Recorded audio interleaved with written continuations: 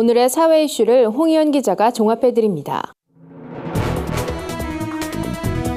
오늘의 이슈 포커스입니다. 19대 대선 공식 선거운동이 시작된 가운데 주요 후보들은 이른 아침부터 치열한 유세전으로 분주한 모습입니다. 대구에서 첫 선거운동을 시작한 더불어민주당 문재인 후보는 든든한 대통령 문재인이란 문구에 피켓을 흔들며 시민들의 이목을 끌었습니다. 서울 광화문에서 출근 인사에 나선 국민의당 안철수 후보는 누가 미래를 만들 지도자인지, 누가 더 좋은 정권 교체인지 선택해달라며 미래를 여는 50대 젊은 대통령이 되겠다고 외쳤습니다. 자유한국당 홍준표 후보는 홍준표를 찍어서 자유 대한민국을 지키자란 메시지로 홍보에 열중하고 있습니다. 홍 후보는 특유의 스스럼 없는 태도로 시민들과 소통하는 데 힘쓰는 모습을 보였습니다. 바른정당 유승민 후보는 경제 전문가 이미지를 강조하며 경제 살릴 대통령 유승민이란 구호를 외쳤습니다. 특히 아이돌 그룹 트와이스의 노래를 개사해 선보인 선거송이 눈길을 끌었습니다. 북한이 김일성, 김정일, 김정은 우상화 국제행사 준비에 박차를 가하고 있습니다. 북한 노동신문은 백두산 위인칭송 국제축전의 성과적 보장을 위한 협의회가 진행됐다고 전했습니다.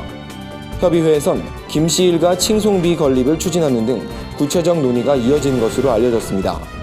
이들은 김일성 각하의 탄생 105돌, 김정일 각하의 탄생 75돌, 김정은 각하의 위원장 추대 5주년을 기념해 치러지는 행사라 매우 뜻깊게 진행될 것이라고 밝혔습니다. 세계인들에게 김씨 세습 정권의 정당성을 전파할 목적으로 준비한 이 행사는 오는 8월경 백두산에서 열릴 계획입니다. 황교안 대통령 권한대행 국무총리와 마이크 펜스 미국 부통령의 회동은 양국이 북한과 중국에 강력한 메시지를 보냈는데 초점이 맞춰졌습니다.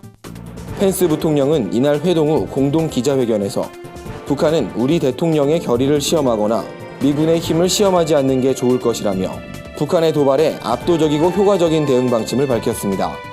황 권한대행도 글로벌 대북 압박 강화를 언급한 뒤 추가 도발 시에는 강력한 징벌적 조치를 취하기로 했다고 말했습니다. 펜스 부통령은 특히 5월 9일 대통령 선거 결과가 어떻든 한국의 안전과 안보에 대한 미국의 의지는 확고하다며 정권 변화기에 따른 안보 혼란 우려를 불식시켰습니다. 지난해 밀가루 가격 하락에도 주요 업체들이 판매하는 과자의 가격 인상이 이어진 것으로 나타났습니다. 한국소비자원에 따르면 지난해 대형마트에서 판매된 과자류 33종 중 24종의 가격이 전년에 비해 올랐습니다. 가격이 떨어진 제품은 9종에 불과했습니다. 반면 밀가루 가격은 전년 대비 7.5%가량 감소하면서 제과업체들이 이윤을 고스란히 챙기고 있다는 비판이 나오고 있습니다.